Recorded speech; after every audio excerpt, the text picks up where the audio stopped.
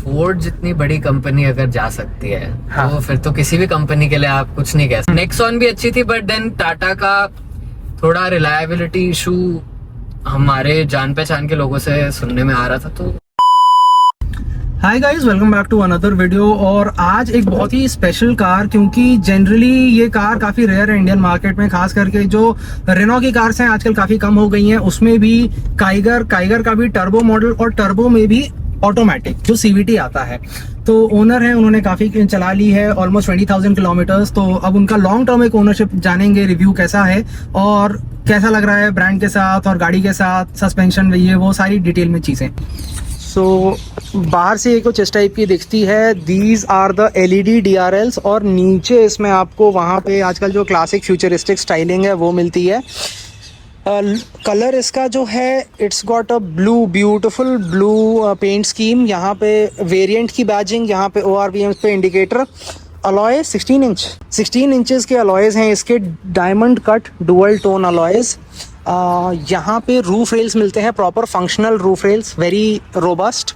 पीछे आपको एक स्पॉइलर मिलता है, very stylish spoiler if I must say, एकदम वेरी कूल स्पॉइलर। ये वो वाइपर है, डिफॉगर, यहाँ पे stop light.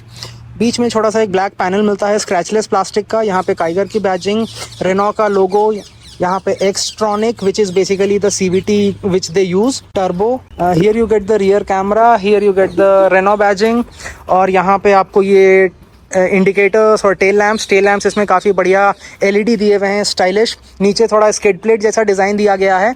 And this is what the car looks like from the exterior. So here is the owner Vihaan. Hi. तो सबसे पहले आपने जब ये गाड़ी ली थी तो आपको कितने की पड़ी थी ऑन रोड? ये गाड़ी हम लोगों को टोटल पड़ी थी, बिकॉज एक तो हमने इसमें डिस्काउंट्स, दिवाली वाले टाइम के डिस्काउंट्स भी लिए थे। ओके। तो somewhere in the range of 10 lakh. 10 lakh में आपको ये मिल गई थी टॉप मॉडल? Top model. तो ऑन रोड इसका अराउंड 11 पॉइंट समथिंग पड़ा था। Okay. And when was this, which year? This was end of 2022। End of 2022। ठीक है। और जब आपने ली थी तो आपके मन में क्या था, किस टाइप की कार चाहिए और कौन कौन से ऑल्टरनेटिव्स थे? तो हम लोगों ने इसके साथ 2-3 कार्स की और टेस्ट ड्राइव ली थी। ओके। एक थी टाटा की नेक्सॉन। ओके। देन एक थी XUV 300, राइट, इसकी भी हमने टेस्ट ड्राइव ली थी। एंड हम लोग इसकी रेनो की वो देख रहे थे, ट्राइबर 7 सीटर भी देखा था। हाँ, 7 सीटर। ओके। बट उसमें हमें ऐसा कुछ अच्छा लगा नहीं, तो देन वी ऑल डिसाइडेड कि this car seems like good, हाँ, a good car, good option. Okay. तो इसको फिर हमने फाइनल कर लिया। नेक्सॉन भी अच्छी थी बट देन टाटा का थोड़ा रिलायबिलिटी इशू हमारे जान पहचान के लोगों से सुनने में आ रहा था, तो we dropped that. Plus, I think when you were buying the new Nexon had not come, so that one had the AMT. That was the old one. उसमें AMT था, so that would also have been pathetic. उसमें फिर चलाने में experience is not that good. इतनी महंगी गाड़ी लेके AMT कौन लेता है? Exactly. तो फिर वही then we decided इसमें CVT was a very big contributing factor actually. Okay. इसको choose. And CVT just for convenience या कुछ और भी? तो इससे पहले हमारे पास Quid भी रह चुकी है। Okay. तो उसमें that was our first automatic car. Okay. तो उसको दिल्ली में चला के फिर रियलाइज हुआ कि यार automatic is the way to go. It's a blessing. हाँ, जब आप 1 घंटा ट्रैफिक में रहते हो तो ऑटोमेटिक की नीड समझ आती है। तो हमने डिसाइड कर लिया था कि लेंगे ऑटोमेटिक, एंड देन CVT का टेस्ट ड्राइव करके इट फेल्ट लाइक अच्छा ऑटोमेटिक भी है, प्लस पिकअप का भी इशू नहीं है जो कि AMT में रहता है। Right, so you can use this on the highway also. Highway driving के लिए एग्जैक्टली। हाईवे वगैरह में AMT से it's actually a risky thing to try overtakes and all. AMT से हाँ, वही प्रॉब्लम लग रही थी। तो CVT को जब हमने टेस्ट ड्राइव किया था तो फिर ये लगा कि अच्छा है, एक्सपीरियंस अच्छा है, ओवरटेकिंग में भी प्रॉब्लम नहीं है, पिकअप भी डिसेंट है। तो देन वी डिसाइडेड कि ये ऑप्शन बहुत सही है, तो इसको हमने फाइनल कर दिया। So tell me something, Nexon was 5 star, this is 4 star, and how many airbags does this have? So this has आगे के 2 एंड साइड के 2, तो 4 total airbags. Okay, front side and front सामने स्टीयरिंग वाला, जो steering and को passenger. और इसके बाद यहाँ पे आपने जैसे CVT ली, CVT आपको अच्छा भी लगा। How is the fuel efficiency been with CVT? क्योंकि CVT is known for its efficiency, तो सिटी में और हाईवे पे कैसा दे देती है? सो हाईवे पे anywhere from 18 to 20 you can get. Okay. Depending on how you drive obviously, but that's very nice. City में भी अब डिपेंड करता है, जैसे दिल्ली में थोड़ा कंजेशन ज्यादा रहता है और ट्रैफिक का भी बहुत इशू है, तो यहाँ पे 12 के राउंड एवरेज रहता है। 12 के around, but that is actually very good for an automatic car. जैसे अभी भी अगर आप देखोगे तो it's showing around 11। Okay, And अभी मैंने zoom in there so that everyone can see. हाँ, अभी मैंने फ्यूल बस कल परसों ही भरा था एंड तब से पूरा ट्रैफिक में ही चली है, तो तब भी 11 का दे रही है। That is actually very good for an automatic car. ये टॉर्क कन्वर्टर वगैरह इसमें 6-7 देते हैं, उससे ज्यादा नहीं दे पाते हैं। हाँ, तो इसका ओवरऑल एंड इवन हमारा जो क्विड के साथ एक्सपीरियंस था फ्यूल एफिशिएंसी का, that was also very good. मतलब वो तो हमें हाईवे पे 20+ देती थी। तो उसके बाद फिर देन वी डिसाइडेड कि हाँ ठीक है, Renault is a good brand, हमारा एक्सपीरियंस भी अच्छा रहा है। But tell me one thing, जैसे क्विड आपने पहले ली थी when Renault was robust in India to say the least, की डस्टर और अच्छी कार्स थी उनकी। अभी थोड़ा एक मतलब फॉल जैसा हुआ है, I probably call it a mini fall kind of a thing, कि जहाँ पे बहुत ज्यादा कार्स उनकी नहीं लॉन्च हुई या बहुत ज्यादा नई नहीं आई, पुरानी वालों को भी ज्यादा अपडेट नहीं मिला। उस सिचुएशन में आप कॉन्फिडेंट थे कि ये ब्रांड रहेगा इंडिया में, या ऐसा डर लगा कि शायद भाग ना जाए? अब फोर्ड जितनी बड़ी कंपनी अगर जा सकती है, हाँ, तो फिर तो किसी भी कंपनी के लिए आप कुछ नहीं कह सकते। और मैं इस चीज में बिलीव करता हूँ कि आप फ्यूचर एक्सपेक्टेशन के हिसाब से प्रेजेंट डिसीजन नहीं ले सकते।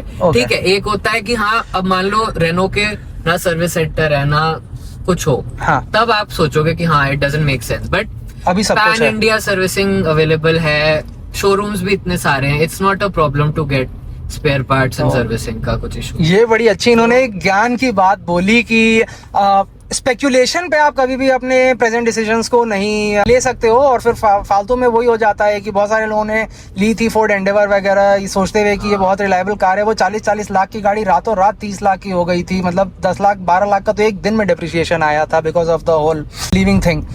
एक और जो सवाल होता है लोगों के मन में रेनो जैसी कार लेते टाइम, कि चलो ठीक है ये इंडिया से जाएगी नहीं, ये तो आपने बोला कि this is very unpredictable, but what about the present service, if you take it for servicing and all, कैसा रहता है एक्सपीरियंस? मेरा एक्सपीरियंस अभी, ये मेरी तीसरी रेनो की कार है, इसमें अच्छा ही रहा है। पिकअप ड्रॉप फैसिलिटी भी अवेलेबल है, आप जाके भी करवा सकते हो। प्लस सर्विस की जो आई वुड से ड्यूरेशन होती है, इंटरवल होती है, वो भी इन्होंने ऐसा स्पेस आउट कर रखा है जितने में यूजुअली आपको लगता है कि एक बार चेक करा ही लेते हैं कार को। Right, so it's not too early और not too late, not too early. तो अभी जैसे मैंने इसकी सर्विसिंग कराई थी, हाँ, तो उसके बाद इन्होंने 8000 किलोमीटर्स का वो दिया है, 8000 किलोमीटर्स बाद नेक्स्ट सर्विसिंग ड्यू है, which I feel is decent, because आप यूजुअली 10,000 के आसपास कराना चाहते हो, राइट, तो आपको लगता है कि हाँ ठीक है 8,000 हो गए हैं, करवा लेते हैं servicing. Right, and the best part is कि उसमें छोटी छोटी जो निगल्स होते हैं गाड़ी के, वो अर्ली कैच ऑन हो जाते हैं। जैसे मान लो आपका बड़ी प्रॉब्लम में कन्वर्ट नहीं, ब्रेक पैड घिस रहा है तो वहीं पे चेंज हो जाएगा। वो नहीं होगा कि वो ब्रेक पैड घिस के आपकी डिस्क को भी खराब कर रहा है। वो सब जो चीजें होती हैं, डैमेज से होने से पहले वो बचा लेता है। सही बात है, वो है। प्लस मैं बोलूंगा काफी इकोनॉमिकल है इसकी service, okay, as compared to other brands. What is an average cost? जैसे मेजर सर्विस, नॉट चेकअप। जैसे अभी मेरी हुई थी, अच्छा मेजर सर्विस, अब जिसमें ऑयल चेंज वगैरह सब होता है। ये इसकी हुई थी सर्विस अभी, हाँ, इसमें अराउंड 6,000 to 7,000 का खर्चा आया था, including labour and everything all inclusive. 6.5 मान के चलो आप, 6,000। Not bad for a French car which is officially French, European car जो नोटोरियस हैं अपने हाई मेंटेनेंस के लिए। एंड इसमें काफी सारी चीजें, इसका वाइपर का ब्लेड भी चेंज हुआ था उसमें। Okay, and wiper is the single blade और the twin blade, like wiping कैसी है? अच्छी है, काफी डिसेंट वाइपिंग है इसकी। एंड प्लस इसमें पीछे वाला वाइपर भी देते, तो वो very useful on highways and all. अब जैसे बारिश यहाँ पे भी काफी हो जाती है कभी कभी, तो उसमें भी काफी यूजफुल होता है, राइट, पीछे वाला वाइपर।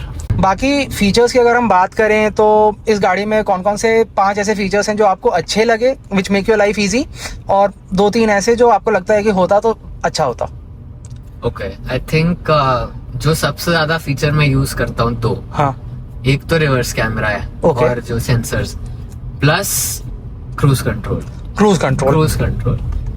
हाईवे ड्राइविंग हो चाहे सिटी ड्राइविंग हो, मेरा हमेशा यही रहता है कि उसको एक स्पीड पे लाके क्रूज पे सेट कर दो हाँ और फिर ब्रेक का कंट्रोल करना है बस। Okay. वो अपने आप चलेगी And गाड़ी बाकी। that will actually explain the viewers how you are getting such good efficiency. Exactly. उसका वो भी रीजन है क्या? वही। क्योंकि अच्छा, मैं क्रूज पे काफी सेट। एक और चीज जो मैं यहाँ नोटिस कर रहा हूँ, ये आपके क्रूज का बटन है। हाँ। तो ये जब डस्टर मैंने टेस्ट ड्राइव ली थी आज से 5-7 साल पहले, जब मैं गाड़ी देख रहा था, तो उस टाइम डस्टर में एक वियर्ड सा स्टॉक आता था जो फॉर्च्यूनर वगैरह कुछ गाड़ियों में आता है, which was a very weird positioning, और ऐसा लगता नहीं था कि इतनी महंगी गाड़ी का ये पोजीशन है। यहाँ पे इसको इंटीग्रेट किया गया है डैशबोर्ड में। ऐसा नहीं लगता है कि एक आफ्टर थॉट है कि गाड़ी बना दी उसके बाद एक स्टॉक ऐड किया, इसको इंटीग्रेट करके अच्छे से बनाया गया है। स्टार्ट स्टॉप के स्विच का जो पोजीशन है वो भी बहुत अच्छा। क्लाइमेट कंट्रोल है, तो ये ऐसे तो देखिए निशान के पार्टनरशिप में बनी है, तो फ्रेंच का बहुत ज़्यादा इसमें हेरिटेज है नहीं। यूरोपियन कार्स का एसी थोड़ा कमज़ोर माना जाता है, इसका आपको कैसा लगता है? इसका एसी आई वुड से, मैं दिल्ली में रहता हूँ, इससे गर्म जगह तो इंडिया में ज्यादा है नहीं। हाँ? तो यहाँ पे भी अच्छा ही काम करता है इसका एसी। Okay, no complaints. कोई कंप्लेंट नहीं है एसी के। ठीक है। And very cool dials if you see, very funky looking dials. और इसमें वायरलेस चार्जिंग का पैड भी है। इसमें वायरलेस चार्जिंग भी, यहाँ पे आप फोन रख के चार्ज कर सकते हो। Integrated. And does the phone heat up और इट चार्जेस इट प्रॉपर्ली? नहीं, हीट अप तो हो जाता है वो, तो मैंने एक्चुअली वायरलेस चार्जिंग में मैंने देखा है, कहीं पे भी आप करो हाँ, हीट अप हो जाता है till the time there is no cooling. Ventilation थोड़ा देने से ही वो सही रहता है। अगर ऐसा होता कि इधर भी एक कहीं वेंट होता जो एसी की हवा डायरेक्ट करे, तो I think that would have been better. Okay, and here you get the proper CVT PRNDL system with modes. This is eco, normal and sport. जब आप चेंज करते हो कुछ डिफरेंस फील होता है, और it feels like a gimmick? नहीं, तीनों में बहुत फर्क है। एंड थोड़ा ना एक्सेलरेटर भी बहुत एकदम थ्रॉटल इनपुट इंस्टेंट थोड़ा रिस्पांस देता है, तो थोड़ा आराम से चलाना पड़ता है स्पोर्ट। ईगर रहता है थ्रॉटल। हाँ, like you don't have to, जैसे अभी मेरे को इको पे हूँ तो मेरे को थोड़ा कार को स्लोली रैंप अप करना पड़ेगा। राइट। उसमें इंस्टेंट हो जाएगा। तो Okay. हाईवे के लिए जैसे ओवरटेक्स वगैरह के लिए, लॉन्ग डिस्टेंस ट्रिप पे गए हो, हाँ, एक्सप्रेसवे वाला रास्ता है, तो स्पोर्ट पे कर लो, it's better. Okay. And then I can see design elements काफी इसमें अच्छे इनकॉर्पोरेट किए गए हैं। यू कैन यूज इसमें थोड़ा आपको यहाँ पे काफी डीप स्पेस मिल जाता है। And if you do not want to lose stuff in there, you can just close this. Shutter type का डिजाइन है, it looks pretty neat. Gear stick का डिजाइन काफी अच्छा है। टच स्क्रीन इंफोटेनमेंट सिस्टम जो है वायरलेस, इसमें Android auto, Apple CarPlay दोनों। और how is the performance?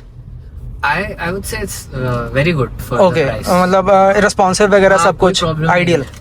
Brightness भी ठीक है, रिस्पॉन्सिव भी है, and plus even the volume of the whole experience is very good. Okay, तो स्पीकर्स वगैरह से भी आप सेटिस्फाइड हो? अच्छे हैं, हाँ। यहाँ पे डुअल ग्लव बॉक्स का सिस्टम है। ऊपर आपको एक इधर ये मिल जाता है, नीचे वाला एक ये मिलता है। ये कूल्ड है, तो इसमें आप अपना छोटा मोटा सामान, कोल्ड ड्रिंक्स या चॉकलेट्स वगैरह डाल सकते हो। यहाँ पे दिस पार्ट इज कुशन्ड, तो ये इधर भी हैंडरेस्ट मिल जाता है, इधर भी एक अच्छा सा हैंडरेस्ट है। ये स्लाइडिंग भी है या सिर्फ फिक्स्ड है? ये ऐसे ऊपर को ओके, ऊपर है। इसके अंदर स्टोरेज स्पेस है।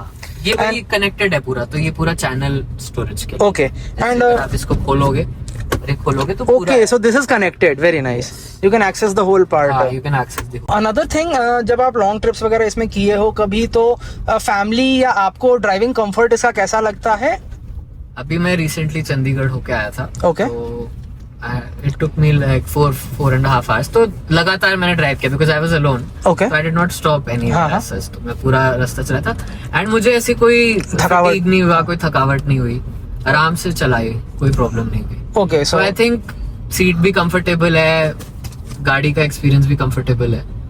It's very nice that way. very funky color to be honest, very bright, eye catching. Do you get looks everywhere you go with the color?